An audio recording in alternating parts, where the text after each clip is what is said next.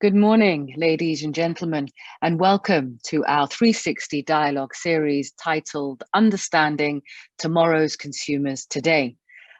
This is our sixth in the series of the 360 dialogue series. And this is a very interesting topic because it's a subject which affects us all, as every single person here in today's webinar is sat on either side or on both sides of the fence, whether you are a consumer or a consumer service provider. In this new norm today, we will gain a better understanding of tomorrow's consumers today. We will learn what we need to know and how do we prepare ourselves in this new journey. To help us get an understanding of how we can prepare ourselves, this webinar will cover 4 key elements. We will be covering what have we seen as the key trends in consumer behavior. What are the new challenges facing hoteliers, retailers, and the entertainment industry alike? We will also look at the key transformations which have taken place over this recent period. And finally, we'll look at and take a sneak preview into the future, hearing from our expert peers with us this morning on how they see things going forward in the field of consumerism. Before we get started, I'd like to highlight some key interactive elements for us today. At the bottom of your screens, you will see an Ask a Question icon. If you have any questions which you would like to direct to any of our panelists, please use that dialog box and our moderator will raise that to them. Also use the dialog box to the right-hand side of your screen if you would like to communicate with any of your fellow peers today on a group discussion, or if you'd like to reach out to any one of your fellow delegates on a one-to-one basis. And also during the webinar this morning, we'll be having a number of polling questions and you'll be able to look at these polling questions and the answers that come out also in the bottom of your screen. Before we get started, I would like to introduce Hassan El-Hashemi, Vice President of International Relations Department, representing Dubai Chamber of Commerce, to give us his welcome address. Over to you, Hassan. Thank you, Leila. Distinguished guests, ladies and gentlemen. On behalf of Dubai Chamber, it is my honor and pleasure to welcome all of you to our 360 Dialogue webinar, which puts the spotlight on the changing consumer behaviors in the post-pandemic era. This series takes a closer look at issues of interest to businesses, drawing valuable expertise and insights from industry leaders who are making their mark on their respective sectors and responding to new challenges. The initiative supports Dubai Chamber's ongoing efforts in keeping the business community informed of the latest economic developments and market trends. It also helps us check the pulse of business sentiment in various sectors of the economy, tackle important concerns and advising on their solutions, and provide an ideal platform for businesses to share best practices. As the world begins its slow pivot from COVID-19 crisis management to recovery and the reopening of economies, businesses are realizing that they need to adapt to new consumer attitudes and behaviors that span all areas of daily life. The pandemic has underlined the importance of innovation, technology, and effective communication to help businesses stay relevant, competitive, and in tune with needs of their customers. The recent surge in digital and omni-channel adoption, particularly among new or infrequent users, is set to continue. A strong desire to return to normal is increasingly being reflected in recent travel trends as airlines around the world reopen flights, as vaccination efforts gain momentum and boosting the outlook of the sector. Progress related to the UAE's vaccination campaign is expected to boost demand in the second half of this year and attract consumers and tourists back to traditional sectors. Expo 2020 Dubai, scheduled to kick off this October, is expected to be a major catalyst for the recovery of the retail sector, in addition to the support and incentives provided by governments to business sectors at both federal and local levels. Given the rapid pace at which digital transformation is reshaping industries, many companies are rethinking the future-proofing their strategies and business models. At the same time, businesses are now understanding that long-term recovery will require a mindset shift towards digital transformation and leaner organization structures. Ladies and gentlemen, the forthcoming discussion will offer valuable insights on trends impacting key sectors that have seen the most impact from COVID-19. It will also offer us a glimpse at what the reality may look like for consumers and businesses alike in the future. I hope you will find the discussion to be informative and insightful. I take this opportunity to thank all of you for joining us, and especially our speakers for today. Thank you for your time and contribution. Back to you, Leila. Thank you very much, Hassan. Thank you very much indeed. I forgot to mention, actually, when I start, we have 200 delegates registered for our webinar today, representing 28 countries. That's fantastic global representation, which I hope will get us some very interesting dialogue and discussions. I'd now like to introduce Laura Buckwell, former news anchor and MC, who will be moderating our panel discussion for us today. Over to you, Laura. Thank you. Well, thank you, Leila, for that very kind introduction. And thank you so much to Hassan Al-Hashemi for such a warm welcome there. And a huge thank you, of course, to Dubai Chamber of Commerce and Industry for creating this essential platform, the 360 Dialogue series, and for having us all here today. Well, a very warm welcome to you all to this session under the title of Understanding Tomorrow's Consumer Today, where we're going to take a look at the latest developments in customer adoption to the new norm off the back of the pandemic, from hospitality to the retail and tourism sectors. As the global economy slowly opens up, one of the most significant transformations will be the change in consumer sentiment and mindset, which means businesses will need to adopt innovative strategies to manage extraordinary circumstances. So how will businesses communicate and engage with customers going forward? And what should companies be thinking about now to cater to the consumer of 2050? Well, time to find out through our esteemed panel, who will now share their insights on the latest consumer trends that will shape the future of tomorrow. To tell us more, it's a great pleasure to introduce you to our panel. First up, we have Zeina Dacher, who is the CEO for MR Entertainment. Very warm welcome to you, Zeina. Thank you so much for joining us. Thank you. Next up, we have Sandeep Walia, who is the Chief Operating Officer for the Middle East, Egypt and Turkey at Marriott International. Fantastic to have you here with us, Sandeep. And our final panelist for our session today is Nilesh Kalko, who is the CEO of Sharaf DG. So it really is a great privilege to have you all here together. So thank you so much once again for making the time to be part of this much needed discussion. Now, before we start the conversation, as Leila mentioned earlier, we do have a couple of polling questions for our audience throughout our discussion. So please do keep an eye out for that. And also, yes, you can ask as many questions as you like through the chat function, some of which we will be hoping to ask our panel throughout our conversation. Well, let's get started, shall we? I'd like to start off with you, Zeina, if I may. Give us a brief overview of exactly what you've witnessed over the past year then when it comes to consumer trends and some of the major changes as well that you've seen and maybe that you expect to continue on into the future. Thank you, Laura. Thank you for this introduction, and thank you, Dubai Chamber, for having me and inviting me part of this, this discussion. To start off, I think, you know, the entertainment industry, hospitality industry, retail in general has been the most hit or affected industry during COVID. I think we can all see that. It is very obvious.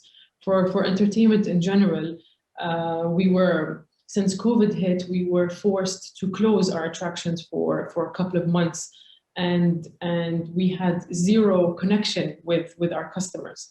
So we noticed many things during that period of closure and post after we opened as well. You know, the attractions, and that what we were looking at is we saw many changes in the people's priorities, people's spending power, their timing on when to go out and how to go out and which attractions to go to, that has completely changed. In the past, they were, going out to attractions or restaurants or hotels that were completely, full and crowded. And now their priorities has changed into hygiene, safety, cleanliness. Their spending power has completely changed. In the past, where they used to spend X amount of money for, a certain number of families, that has also changed.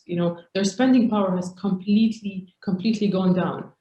Tourism and the number of tourists that were coming into our attractions or into Dubai in particular has also dropped drastically. So this has, forced us and made us completely change, our operations strategy, our marketing strategy, our pricing strategy to suit the need of the new customers now, which has completely changed from what they were last year to who they are now. Very interesting. Thank you so much for that overview. Sandeep, over to you. Consumer needs, of course, and interests are always continuously evolving, but what exactly have you witnessed over at Marriott International then over the last year? And what sort of consumer or traveller trends have emerged specifically? Sure, Laura. Before I start again, just a big thank you to the Dubai Chamber of Commerce to kind of have me on this session. Thank you, Hassan. Thank you, Laila. It's been a long 1.5 years with this pandemic, and there are a few things which are quite but obvious. I mean, the first one, to answer your question, Laura, is the health and cleanliness. It goes without saying that that's one big box. And mind you, cleanliness has been always on the forefront.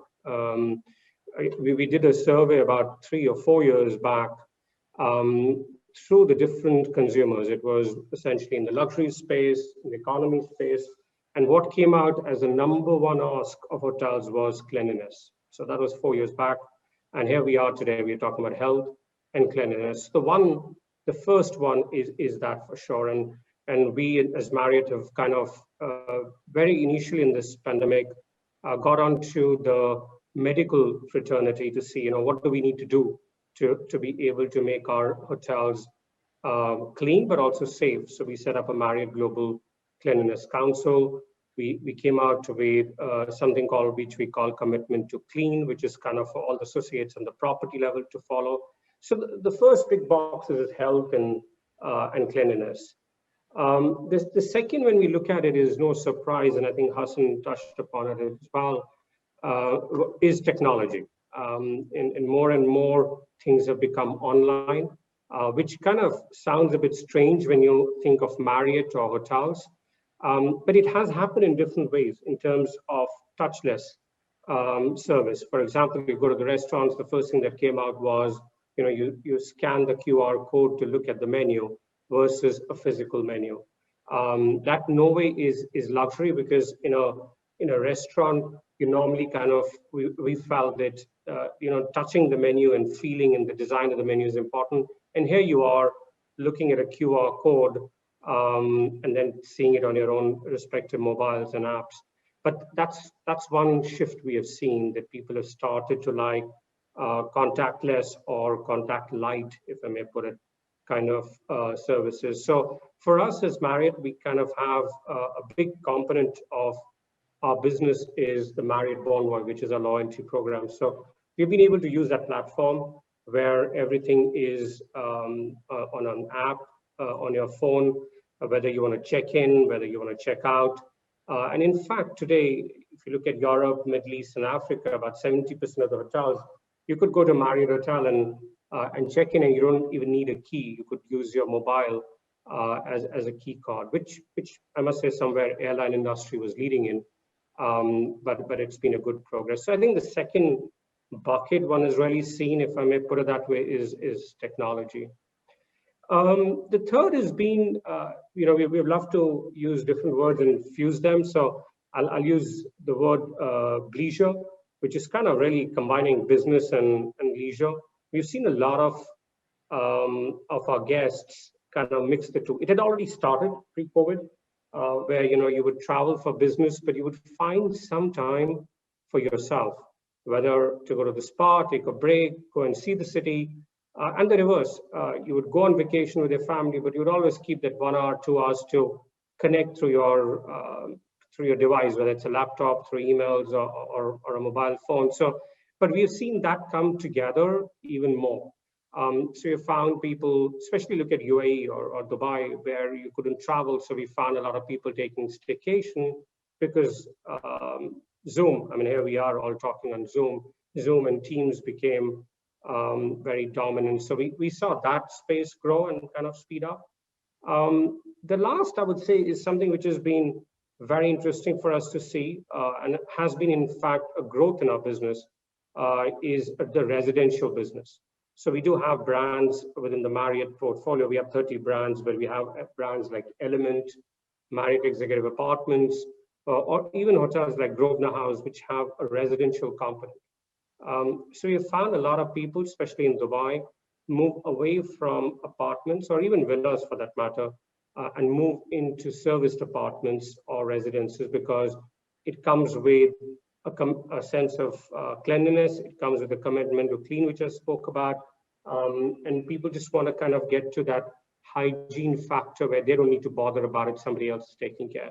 So you've seen an increase in the serviced residential piece as well. So those would be the 3 or 4 things that come first to my mind to your question. Very interesting. Thank you for that very detailed overview, Sandeep. So Nilesh, I'd like to bring you in on this, of course. What sort of consumer trends have you witnessed then over this past year? And in terms of physical engagement as well, is there a specific type of consumer that's emerged as well from the pandemic? And how can these types of new trends post-COVID also be used to the industry's advantage then? Thank you, Laura, and thank you, Dubai Chamber, for hosting me here. Yes, COVID is once in a lifetime experience which we all have had. It was unimaginable to see that the whole world has gone for a lockdown. So technology became an integral part of each and every human being, each and every consumer. For trends like work from home, study from home, so technology demand went up. We had the demand for laptops, for routers, for tablets started going up. It was a strange situation. Dubai being a retail destination, we never imagined that the stores will go for a complete lockdown. So that was a complete adjustment for us. But post-lockdown, when the stores started opening, we found that the consumers are more intent or purpose-driven. Less of browsing happening in the stores. Footfalls dropped by almost 50% post-opening after lockdown. But the conversions went up. And as a sense, the consumers started spending less time in these physical stores when they came in. They were purpose-driven, they were well-researched, they have gone online, they exactly knew what products they wanted to buy. So when they came into our stores, we had to also increase our level of service, the knowledge of our staff to meet their expectations. We had to be more efficient in terms of product availability. Lot of processes which we were working had to be digitized. Our connectivity in the supply chain had to be digitized. The whole retail used to function as a push. So basically the products used to get manufactured, move into the stores, and then get into the hands of the consumers. But with the COVID, what has happened is the supply chain has become pull. So if you don't understand the expectations of the customers and keep the right products at the right time, at the right place, retail will not be successful. So now retail is not just opening a physical store. Now retail has to be backed up with technologies.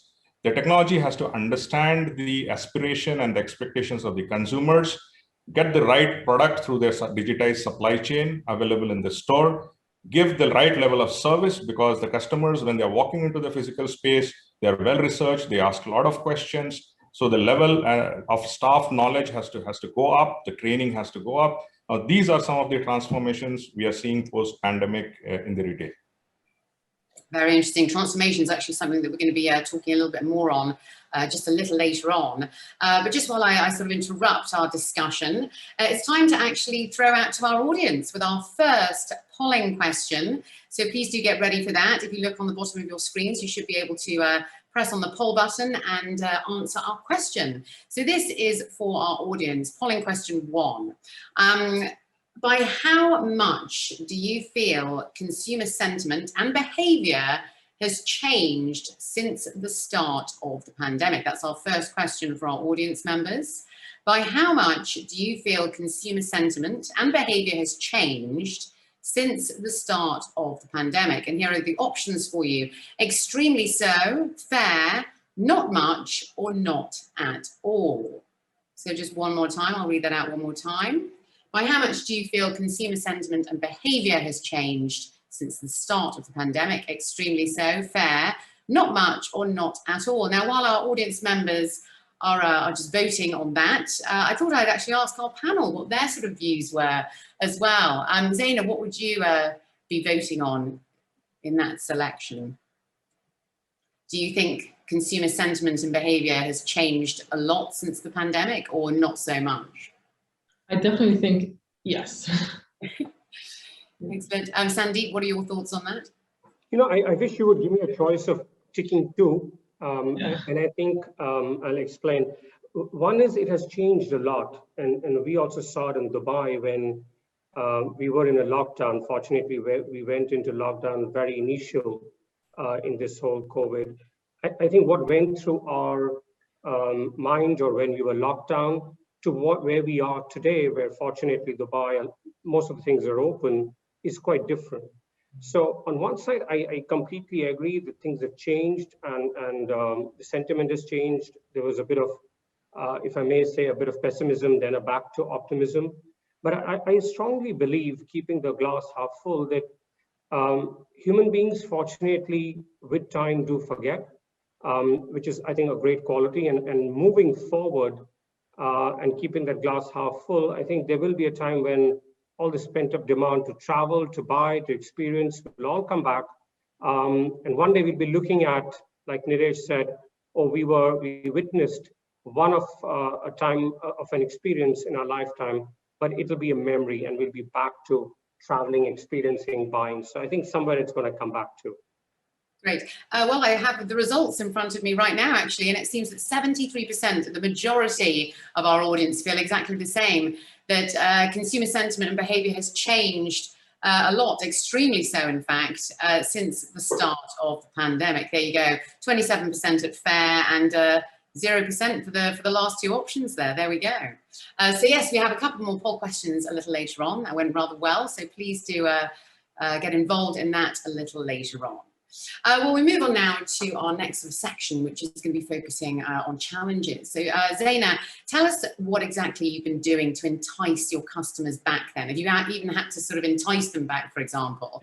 And tell us a little bit more about the Middle East consumer. How do consumers in this part of the world, how do they differ? And how can this profile be used for the future of entertainment and leisure as well? Great. I think, Laura, I'd like to take this, question into two parts. One is, during lockdown, and one is, after we opened and we are back. What we were doing during lockdown, I mentioned this at the beginning, we closed our attractions completely, our attractions, our malls, our hotels. We had zero interaction with our customers. But at the same time, we really needed to be at the top of the consumer's mind. We should always, our priority was always to remind them that our attractions are here, our shopping malls are here. So once we are back and back in action and back and open, we need our customers to come back. We did a lot of digital and social media engagement with our customers during closure. To give you an example, our attractions range, from the real cinemas to Kidzania to Dubai Opera. Our customers were not able to come to us, but we had in some way to go to our customers. For example, the attractions at Kidzania. Kidzania is a very educational attraction. We worked with teachers, we worked with parents. We did a lot of social media engagements, educational engagements to reach out to the kids that were Kidzania brand related. For example, Dubai Opera, this beautiful 2,000-seat theater that was completely closed.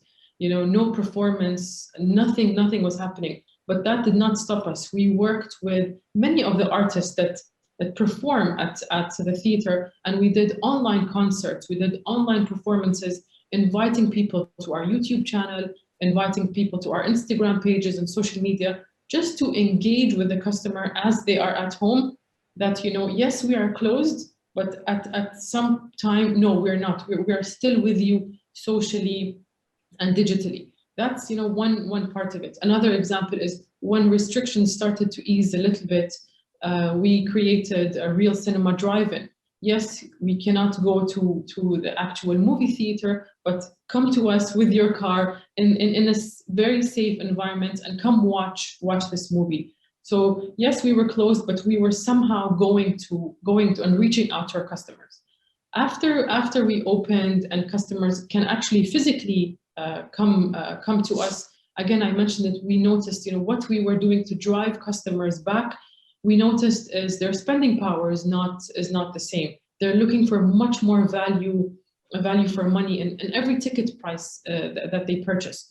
So we did a lot of tactical offers. We did a lot of bundle offers between one attraction and other. And I think also Sandeep can mention this about hospitality. We did a lot of offers with other hotels, our brand hotels at the address, staycations, to try and drive people with a lower spending power to come back to our attractions. Very interesting. And so, you mentioned the sort of the Middle East consumer as well. Does Middle East consumers, they differ as well in this part of the world? And how can this profile be used to the industry's advantage as well? This is the second part of the question is, our attractions are mainly split into two attractions, or two types of attractions. One that are very, tourist driven, and another part that is very residential driven. Unfortunately, at the past couple of months, we lost completely the tourist driven attractions until airports slowly started to open and travel started slowly to come back. So our main focus was on residents, the residents of the UAE, the expats, the UAE nationals. How do we bring back? In the past, our main focus was on tourists, different countries, and having them visit our different attractions. Now our main focus is completely on residents and having them visit our attractions. It really is incredible how everyone's had to innovate at sort of full speed, haven't they? And I remember that cinema attraction as well. That was such an amazing idea. That was brilliant. Over to you, Sandeep. How can the industry continue to overcome unprecedented setbacks, such as new COVID variants, for example? And how can these setbacks be managed properly? Ever since the pandemic's hit as well, the hotel industry, an extensive array of matters has been climbing up those to-do lists, haven't they? So what do you feel hoteliers should set as priorities in order to ensure continued long-term success for the industry? Laura, maybe I'll take a step back and first just looking at Dubai. I think first I want to take this opportunity to thank the senior leadership of this country and Dubai, where we were a bit ahead of the curve.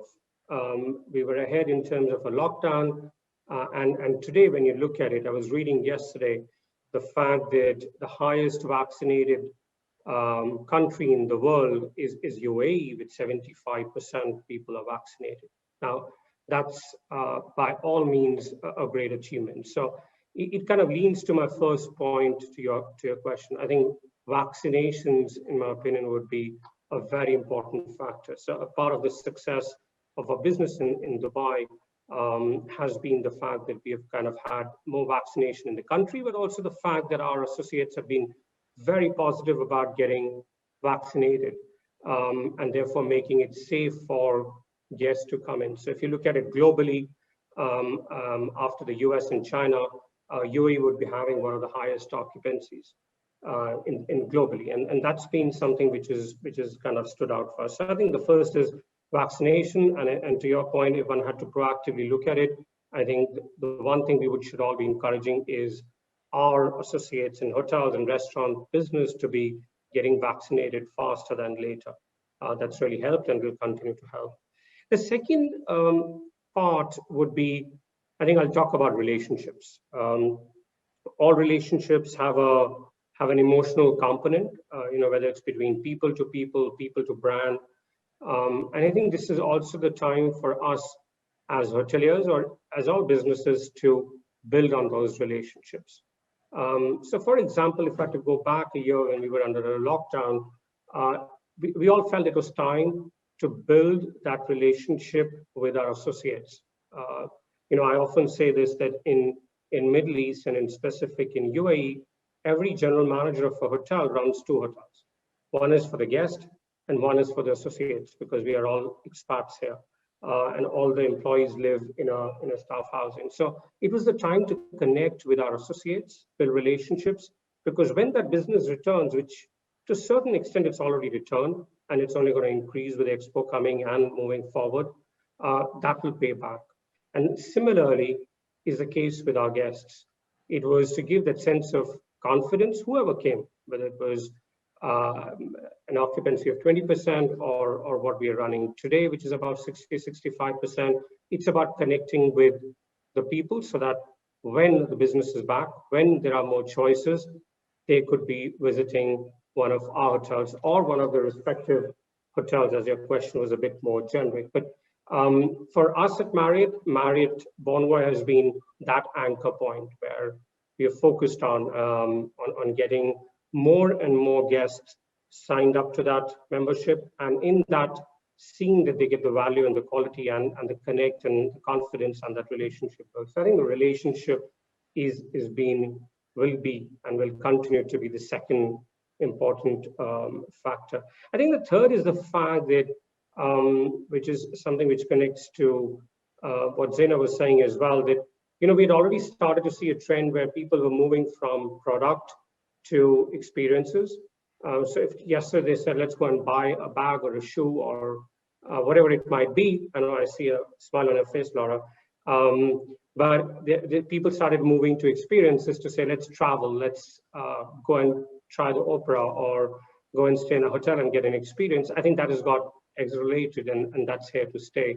Not taking it away from Nilesh that people will buy technology and will buy TV and will buy products, but I think it's increased towards experiences. So when people want to celebrate their anniversary, they're going to experience something versus buy. I mean, it's a different matter that you might reach the destination and your wife or your partner is saying, I still want to buy that watch or bag, but that's a different matter for another day. So I think that experiential part of our business is here to stay, and we need to be ready for it when everything opens up and the pent-up demand translates into business. And there's also this trend of the revenge traveler coming back as well, isn't there? Where lots of people are very keen to travel, and as soon as everything sort of lifts, then a lot of people are going to be off, aren't they? That revenge travel, yeah. Absolutely, absolutely. And I think just to add to that, Laura, as soon as we see any corridor opening from any particular country, you can certainly see a strong inflow of people coming to Dubai, especially. So to your point, you're absolutely right. Nilesh, over to you. How have you had to reposition yourself then in the current climate, and what do we need to do when it comes to rethinking and reimagining the way brands contribute to society? Sure. Let me start with the lockdown phase. So when the stores got closed, we had to go into a crisis management mode because our business model was predominantly built to serve physical space. So we had to think of how do we reskill our employees? How do we provide them technology to work from home? How do we repurpose the sales people who were there in the physical stores to get online from their houses or from their accommodations and get on a chat mode with our customers? How do we protect the income of our employees? Because we went into a stage where the stores got closed and the income dropped by, let's say, 90%. So how do we protect their income? So we had to give them advanced salaries. We had to give them confidence that yes, situation will get back to normal. They should not panic. We had to reskill themselves. The processes had to be digitized because we could not operate physical processes. Then came the challenge of logistics because the complete sales moved online. So we had to beef up our logistics operations, the warehouse operations. During COVID, we had to keep our employees who were working in the warehouse safe. So we arranged hotel accommodation for them. After opening, and this year when the vaccination started, we ensured that we arranged vaccination for each and every employee, even for brand promoters who work in our stores. We vaccinated them quickly. Today, 100% of our staff are vaccinated because the objective was that when post-lockdown, when consumers start walking back into our stores, they feel safe. Then we started thinking, if customers have gone online, they're doing research online, then what is the real purpose of the stores? So that means the purpose of the physical store has to be reinvented. It has to be based on experience. We have to start thinking of something which the customers are not able to get online. Because initially, the purpose of the store was to make the products available, to allow customers to touch and feel the products. So we have to completely now rethink the purpose of the stores in terms of getting it redesigned in terms of experiences, because the consumers will only walk into a physical space because they are looking for something which they are not able to find in the digital world.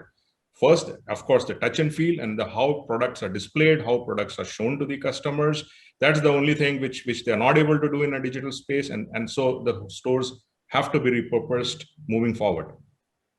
I suppose with electronics as well, you want someone to be there to explain things to you nicely as well, don't you? You don't want to sort of Google it or look it up on YouTube or anything. So it's quite nice to have that sort of experience exactly in that interaction. I think you can never sort of lose that. Time now to move over to our audience once again for our second poll of the morning. Our polling question number 2 is, what are you most concerned about moving forward when preparing for the consumer of tomorrow? Once again, what are you most concerned about moving forward when preparing for the consumer of tomorrow? Here are the options: lack of brand loyalty, health and safety, and consumer adaption to the new norm. What are you most concerned about moving forward when preparing for the consumer of tomorrow? Is it lack of brand loyalty? Is it health and safety? Or is it consumer adaption to the new norm? There are our options. Nilesh, what would you be choosing from that list? What are you most concerned about when moving forward, when preparing for your consumer, the consumer of tomorrow? Yes, so for the consumer of tomorrow, I'm more concerned in terms of the renewed, or you say higher expectations of the consumer when they're shopping in retail. For that, till today, retail was more focused on, it was more product centric, I should say, and more focused on running the supply chain. Now it has to get focused on understanding the consumer needs, becoming customer centric, understanding the aspirations and expectations of the consumers, and then customizing the customer experience or the expectations of the customers. For that, all the retailers now have to rework on their data systems, on their analytics, because without data, without analytics, we'll not be able to understand when we face the customer of what is going on his mind, or what was he searching in the digital world. How do we capture those trends? How do we customize the service based on that? Because today's expectation of the consumer is, you need to know me, you need to know what I want, and when I walk into your store or when I come on your platform digitally, you need to customize the experience and the service which you need to provide to me. Very interesting. We actually have the results through now, just here on my screen. So it seems that our audience are most concerned about a lack of brand loyalty moving forward at 47%. And then next up is their health and safety when preparing for the consumer tomorrow. And at 20%, it's consumer adaptation to the new norm. So it seems that people aren't that worried about how people are going to adapt moving forward, which is actually quite a good thing, really. But yeah, lack of brand loyalty is at the forefront there. But Zaina, let's talk about the role of technology in all of this, as the pandemic really has accelerated digital communication and new tools of engagement. Talk us through what you've been focusing on and what's been working for you especially. And just before you answer, I'd just like to really quickly remind our audience that you can ask any questions you like, and we're going to throw those into our conversation. So please do get some good questions going. But back to you, Zaina. Yes, tell us your thoughts on the role of technology. I think, again, in the entertainment industry, or in the past, pre-COVID, we were very heavy when it comes to queuing, long lines. You know, people would wait, 20, 30, 40 minutes to purchase tickets, 20, 30 minutes to get on a specific ride. That has completely been, eliminated. People don't have the patience anymore to wait in line. They don't feel safe to wait in line and around large crowds. So that trend has completely changed. It has forced us to ensure that we have every digital and ticketing aspect for people to purchase their tickets before they come into our attractions. We had that in the past, but not for all attractions, dated and timed ticketing slots. So people purchase their ticket on a certain time and a certain day. So whenever they reach a specific attraction, they just go right in. That eliminates the crowds completely. All our ticketing have been or are now paperless. You get your confirmation on your phone, on your email, nothing physical to touch. So that, ticketing strategy, queuing strategy, footfall strategy has completely changed for us. Another thing that technology has played a very big role for us is how we actually promote our attractions and how we invite people into our attractions. Our marketing now, or our sales now, is towards purchase your tickets online. How do you purchase your ticket online? For example, for real cinemas, when you purchase your ticket for a specific movie, we have added, during COVID, we have added the option of you purchase, your popcorn, your Pepsi, all your F&B before you enter into the attraction. You purchase it on the app. So as soon as you enter and you sit on your specific seat, everything comes to you. So we want to eliminate as much physical interaction with any staff member, any guests, so people would feel comfortable in their surroundings of not having large crowds. So technology really did play a large role in that. Sandeep, over to you. How have you had to rethink your business strategies going forward then, and what has this taught you in terms of how to prepare for uncertainties going forward? Right. I think somewhere the word innovation has come in the forefront again. And before, kind of expanding on that, I would say, just make clear that when I say innovation, I don't mean technology innovation only. I don't mean the latest iPhone or IT or system related innovation. I mean in any way of a process, in any way of how we have been selling or how we are packaging things. So I give you an example. During this COVID time, we kind of also realized that the guests who were coming in were a bit more comfortable in the beginning, I must say, when it just opened up, to stay in the hotel and dine in the hotel. There was a bit of a thing that should we be going out, which restaurants are safe, which are following the measures. Now, of course, it's a different matter and we have moved along. But during that time, what came up was, they still needed more choice. They felt comfortable in the hotel space, but yet they had come for a week's stay. And therefore, we came up with this whole dine around package where even today, if you're staying at a Marriott hotel, you could kind of go and dine in any of the 130 restaurants if you're on a meal plan. So you don't need to be, you're not kind of confined to having, if you bought a half-board plan, to have dinner in the restaurant, in the hotel you're staying. You could go to any of the other hotels in different brands, be it St. Regis or Ritz-Carlton or a luxury collection, and dine at 130. So something which caters to what they wanted.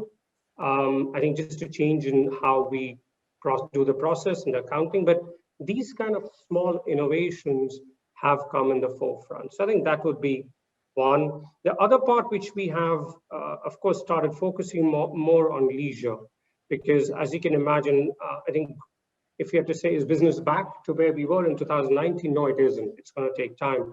But leisure space is one space which has grown for us. And now I am focusing a bit more on UAE or more on Dubai. There are resorts that we have, especially on the beach, where they're doing even better than 2019. So I think the leisure remains a focus, and we feel that this is going to continue, this trend, where because of the fact that you can work from anywhere, most of the times, a lot of people might take breaks, but then work from wherever they're taking a break. So I think the leisure component is going to be a very big focus for us. The third part was, Laura, that when the corridors started closing, for obvious reasons, for example, today, unfortunately, the UAE-UK corridor is still closed. And UK is a big source market for our businesses in Dubai. One automatically have to start looking at different source markets. But it's brought up a very interesting factor that one needs to look at this for the future as well. So you cannot just focus on business coming from China or UK or Russia for that matter, or Germany. One needs to look at new source markets. I think the source market strategy for us has become even more important. We've kind of, for the last few months, had a lot of guests coming in from Russia, from Kazakhstan, again, because it was open, but also because a lot of our brands are well known there. So we got that benefit. So I think the source market strategy would be key. In the short term, something towards what Hassan said, we're super excited about the Dubai Expo. I'm personally very positive. Yes, it might not be the same numbers one had expected pre-COVID, but certainly there is a pent-up demand. There's a demand where people, I think you mentioned it, Laura, that people are, as soon as something opens up, are, lack of a better way of saying, gushing to that place. I think Expo is going to be the, almost, so to speak, the first large convention after the pandemic in a country or in a city which is considered one of the safest today, the highly vaccinated. So I'm quite excited about Dubai Expo, and I think that'll bring in a lot of business to Dubai. That's actually something I'd like to talk about in our next sort of section on the future, because Expo really is going to be very, very important going forward. So I'd love to hear your thoughts on that in just a moment. But Nilesh, we spoke about customer experience. So I'd just like to sort of talk a little bit more about that element. Do you think it's going to overtake the brand and be a key differentiator when making consumer choices then? I mean, you did speak about that a little earlier on. And also tell us more about the move towards more sustainable and environmentally conscious buying experiences as well. And what exactly has initiated this, and are you adapting at all? Thank you, Laura. Going back to the polls which was just made, where everybody is concerned about brand loyalty, our business model as a retail, basically we do not manufacture products. So we sell the products which is a commodity, the same iPhone, the same Samsung, which everybody is selling. Our biggest differentiator is how we engage the customers. So definitely our business model is based on customer experience because the product is the same. It's a differentiator is how you engage the customer and how you sell it to the customer. Now, in terms of transformation to improve the customer experiences, when customers went online, we had to invest in digital systems like product information management. That means the information about the products, what we are showing online has to be accurate.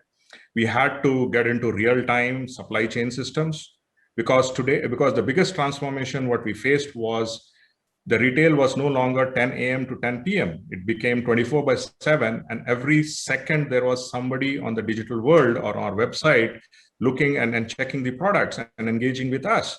So that was the biggest challenge. Then we had to sync these stores with the digital world. We used to have paper fact tags or paper price tags inside the stores. So we had to change into digital price tags. So whenever we change the pricing from our system, the same pricing used to reflect in the stores as well as online.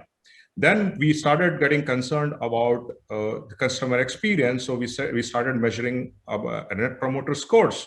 So now if you go into Sharaf DG stores and you engage with a salesperson and then you buy a product, and when you go into the cashier counter, they'll ask you to rate the experience because it became extremely important for us to understand the expectations of the customers and how the customers were being served inside the stores. Then we implemented video analytics inside the stores. That means as a consumer, when you come into our stores and when you move around into our stores, there are video analytics taking place to see whether the customers are attended by our sales associates or not. Because in a physical space, before lockdown, we have absolutely no knowledge what happens. We were only seeing the sales data. We were not measuring the customer experience pre-sales. So now it has become important for us to redesign these customer experiences at each stage, pre-sales, sales, and post-sales. So let's say you come into our store and you're looking for a product, the stock is not there, you go back, right? So the customer sales associate reports it on the iPad that, look, so-and-so customer came in, he was looking for, let's say, an iPhone, the iPhone was not available. The data goes into the system. Whenever the stock comes into our system, an automated email goes to the customers saying that, thank you for visiting our stores. You came in, the stock was not there, the stock has come now, would you like to buy? And with these automated emails, we have seen that the conversion rate of customers who left our stores without buying has increased to almost 60%. Wow, very interesting. We've actually had a couple of questions come through off the back of sustainability, in fact. So whoever would like to take this, how important is sustainability in retail in the UAE, and going forward, what is the forecast? Because I think sustainability really is a trend that's sort of come off the back of the pandemic, hasn't it? A lot of people are a lot more sort of socially conscious and environmentally conscious. Tell us the reason behind that, whoever would like to take that question, and how important is it going forward in retail and hospitality? Yes, so the new generation are extremely conscious about sustainability. They would like to engage brands who value sustainability. As far as we are going, we have started preparing for that. All our stores have gone with LED lights, which consume less electricity. We are moving towards biodegradable packaging. We are digitizing our processes to stop use of paper in near future. So we are taking some of these steps to ensure that we are able to practice sustainability, we are able to demonstrate the value of sustainability, and we hope consumers will appreciate and make our brands a preference. Thank you. Would anyone else like to talk about sustainability?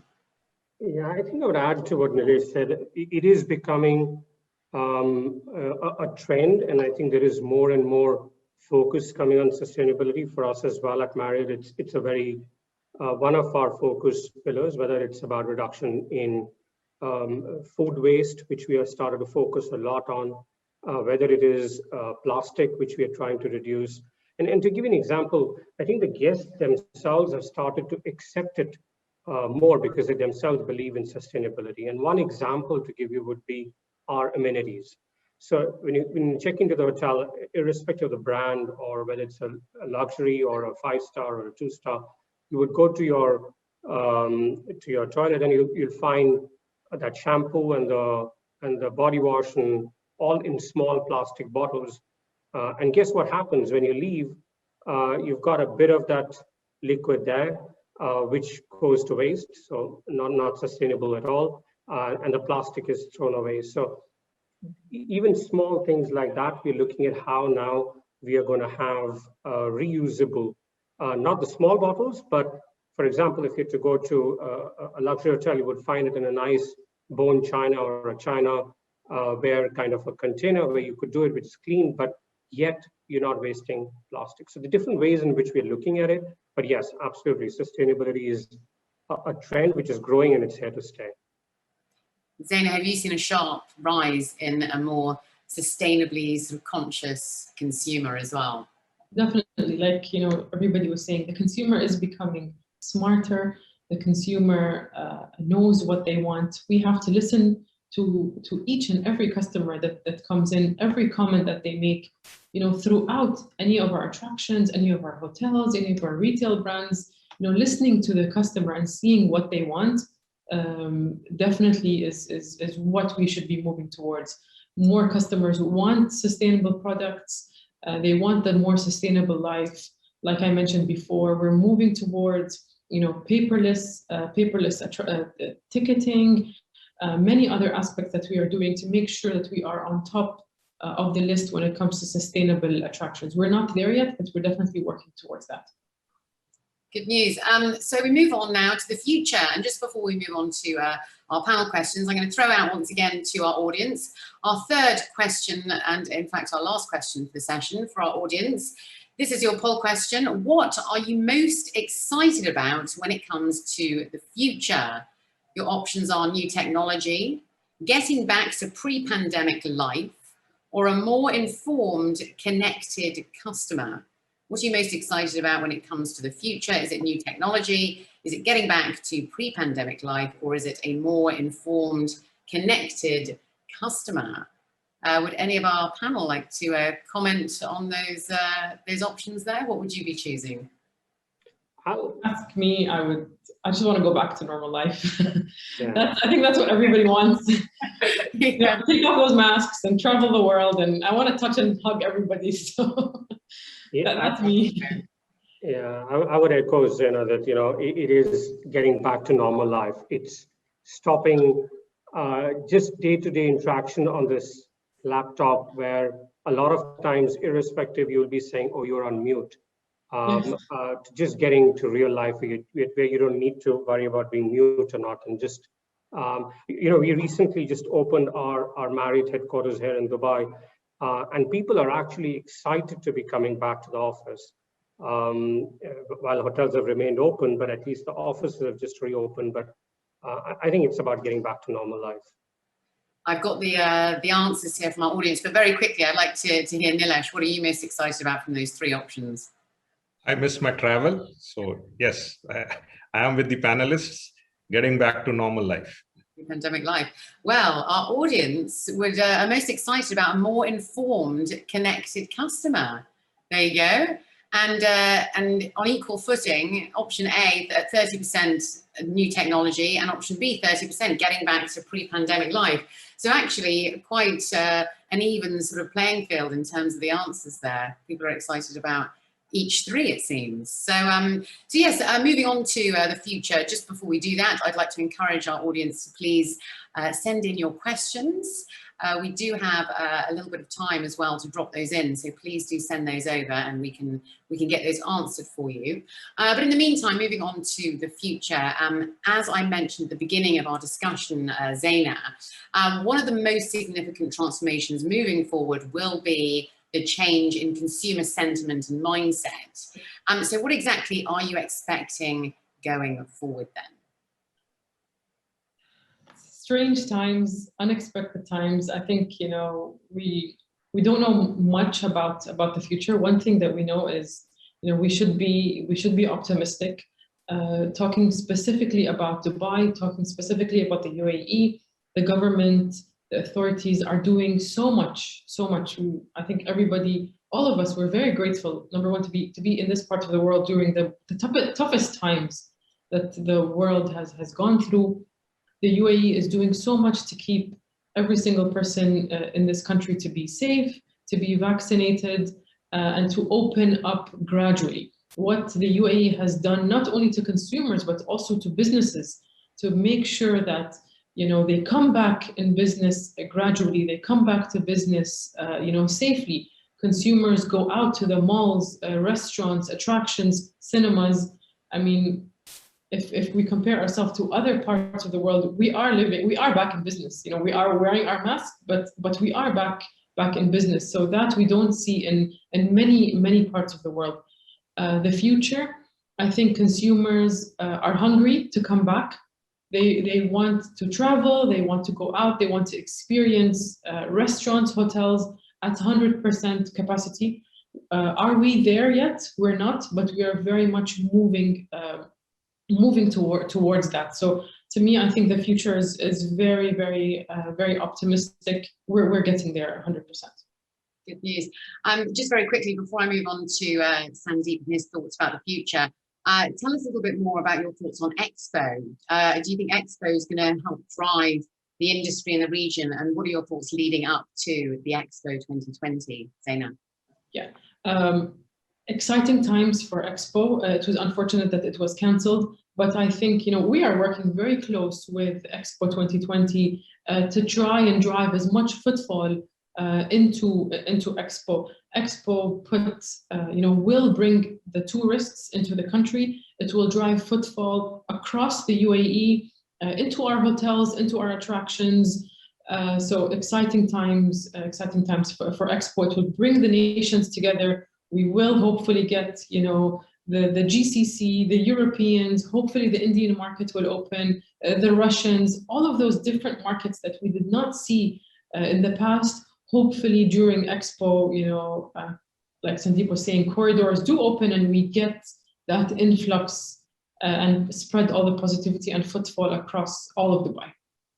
Very exciting times ahead, there really are. Is there anything you can tell us in particular that you're doing, or is that all very hush-hush? We're the Emaar Hospitality, in particular, the Address Hotels is the #1 or is the main hotel for Expo. So in terms of the hospitality industry, Expo and Emaar Hospitality are working very close. When it comes to our attractions, you can purchase exclusively Expo tickets from any of Emaar Hospitality attractions and vice versa. When you go to Dubai Expo, you can also purchase tickets to our attractions. So trying to drive footfall between both entities into one another's attractions.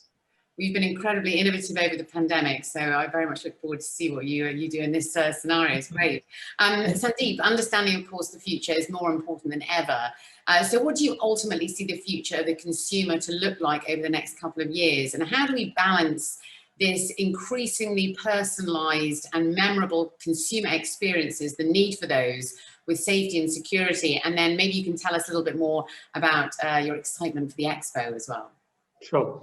I think looking future or forward, first, I echo the thought that the future is very bright. I think there's a huge amount of pent-up demand. I'm in fact more positive about travel and the food business or the restaurants, even more than what I was in 19. I mean, if you go around today in Dubai, most of the restaurants are packed, even if it's whatever capacity is allowed. And that clearly is an indicator that there's a huge amount of pent-up demand. So one, very, very positive about how travel, Nilesh mentioned he's missing travel. There's not one Nilesh. There are many people like him who kind of want to get back on a flight and travel. So I think that way there's a huge amount of optimism. The focus, of course, would clearly remain on cleanliness and hygiene. And I think this is one aspect which will not go away. Even when we poll for the fact that, we would all love to have the normal life, I think one thing which will remain with us is the health and the cleanliness part. So that for sure will be a future trend that we will remain focused as in Marriott hotels, and kind of keep seeing that whatever we need to do to give that sense of confidence to our guests. The last poll actually kind of spoke about the fact that one of the ones which said that the brand loyalty will be a question. And yes, it will be a question because there are going to be more choices for a guest to go to more hotels or more restaurants or more brands of technology or TVs or more entertainment. But I think somewhere one needs to focus on that future today and take that even polling very seriously. And I touched upon it initially, is about the relationship, whether it's with the guest or with our associates. And I think it'll be important to build that loyalty today, so that when we open up, we are ready to cater to those guests tomorrow.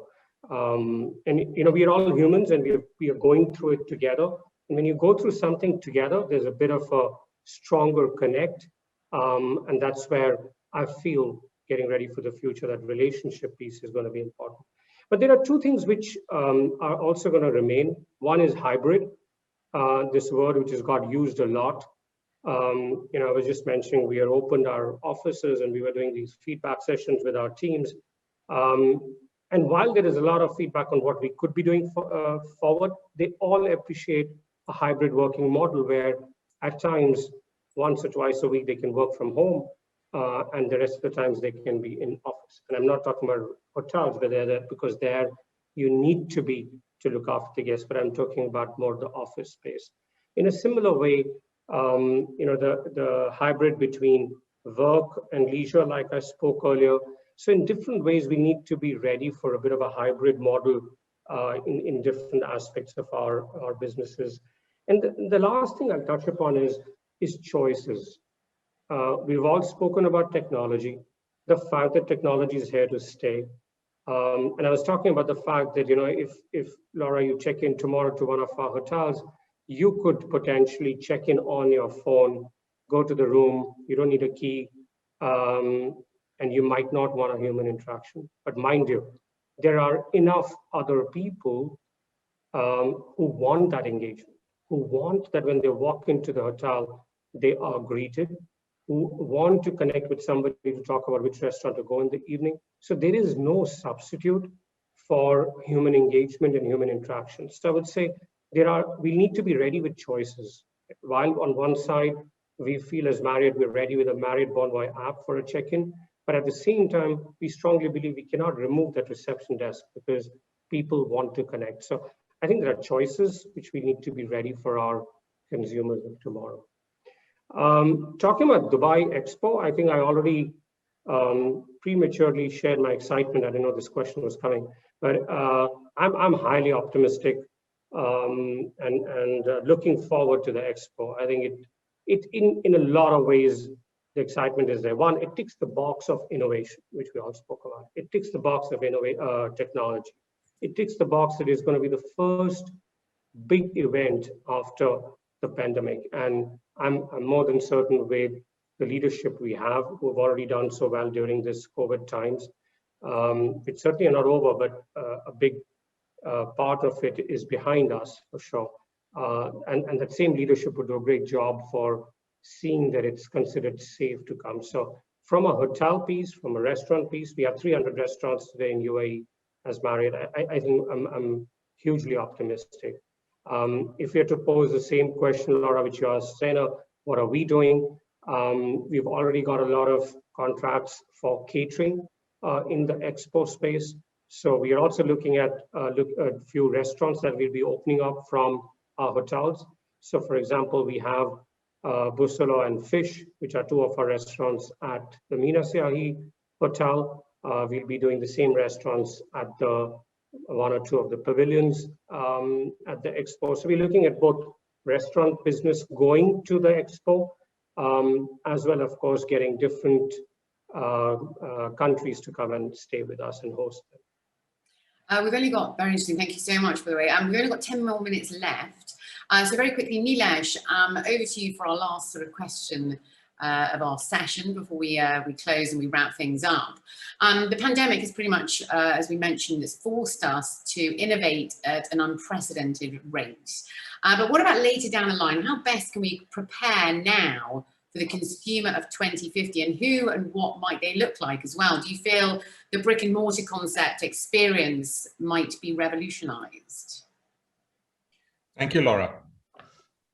So the first big transformation, what we are seeing as consumer of 2050 is merging the digital and the physical channel. Because as I said earlier, the consumers first will go digital before even they decide which physical space they need to visit. So if we don't improve our experiences on the digital front, the consumers will not visit the physical locations. That's point number one.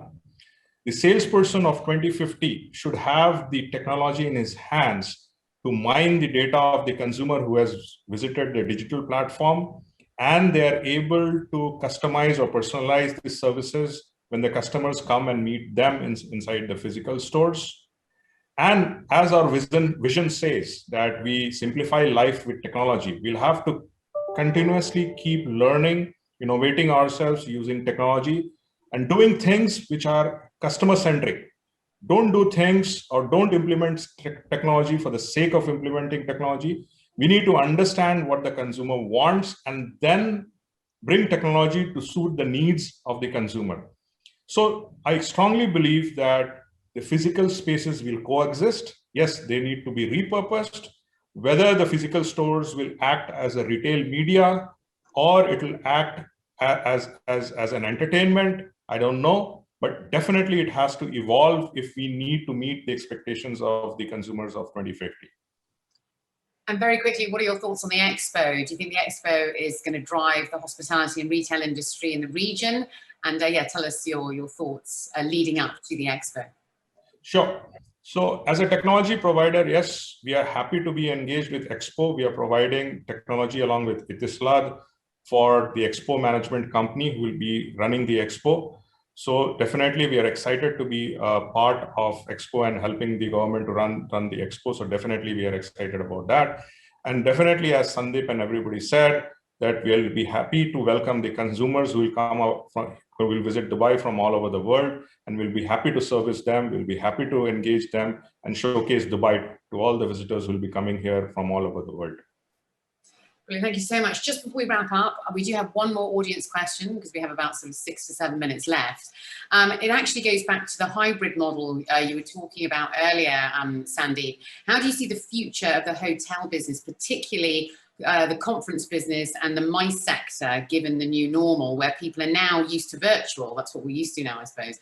Are we going to see the face-to-face conferences coming back anytime soon? Which I suppose here in this part of the world we really have done. We've done quite a few face-to-face conferences, but they've been very much in that hybrid model. Can you sort of reply or say anything on that?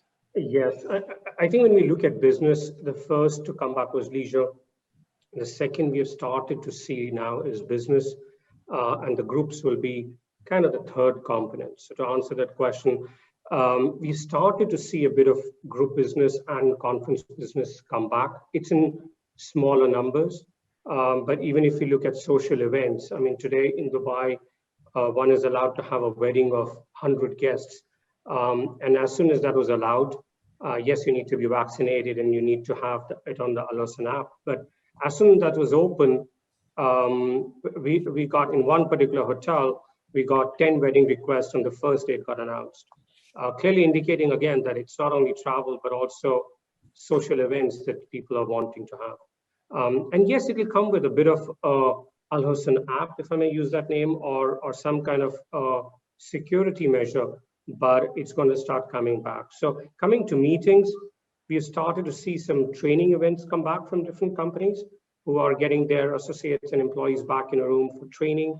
And the training might be focused on the future trends or things we have discussed in terms of getting ready for the guests for future, but a lot of people are looking on futuristic kind of training. So we have started to see different training sessions. I think what will take time is really the big groups of how we used to get, for example, the Chinese huge groups or the MICE business.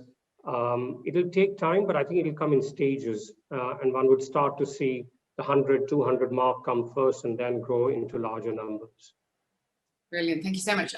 We do have to wrap up now. So to wrap up our discussion today, please do tell us the key message for our audience when it comes to the consumer trends that you feel will shape the future of tomorrow. So Zaina, what is your key message for our audience today? A couple of key messages. One is, to me personally, just stay positive. Things will come back. Maybe a little bit slower than we expected with the third wave, with the Delta, virus, but things will come back. We are seeing a positive trend, positive increase in revenues, in footfall. That is coming back. Hopefully, travel around the world will open up. Second message, on trends is just going digital, paperless, social media.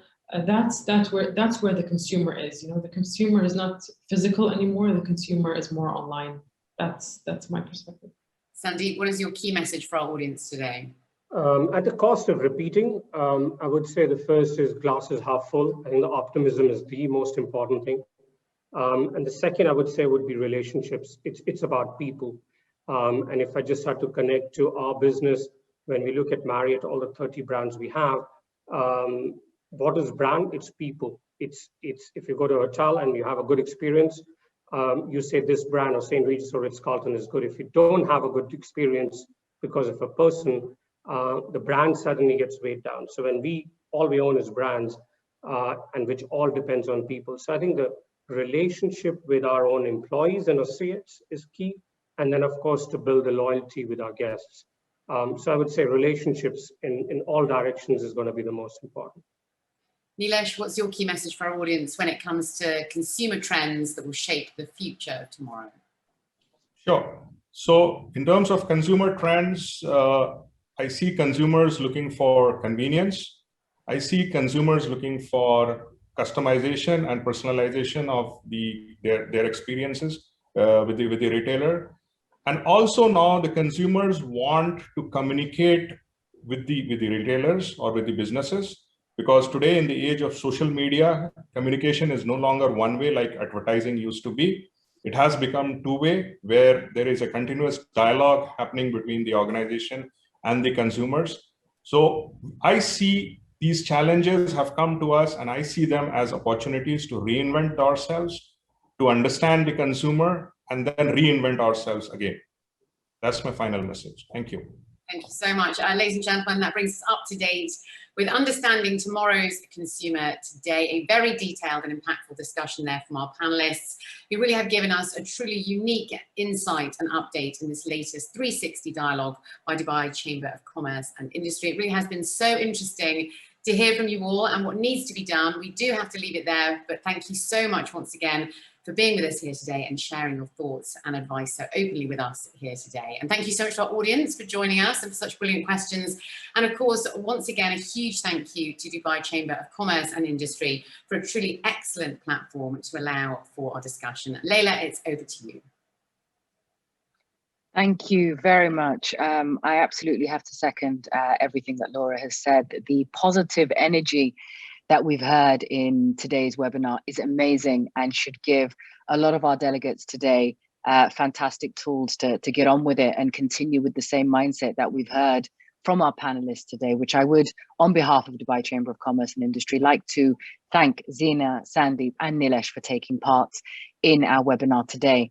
I do have to apologize to some of our delegates today. I think we've had some technical issues on the platform. So if anyone has faced any issues, we do apologize. The feedback email or the thank you email, which will follow shortly, will have the video of the entire webinar. So I hope you'll have better viewing when you log on to the video. So I do apologize again to anybody who's found challenges today. Before we leave, I'd please ask those delegates with us this morning to complete the survey, which you can find in the top right hand of your screen. It will only take a few minutes. If you've made notes on the platform as well, please make sure that you export your notes to wherever they need to go, whether it's your email or your desktop. And again, to thank all of our delegates today for joining us. We hope you enjoyed it as much as we enjoyed it here at Dubai Chamber. Thank you again to our panelists, and Laura, thank you very, very much. I wish everybody a good day and stay safe. Thank you very much. Goodbye. Thank you.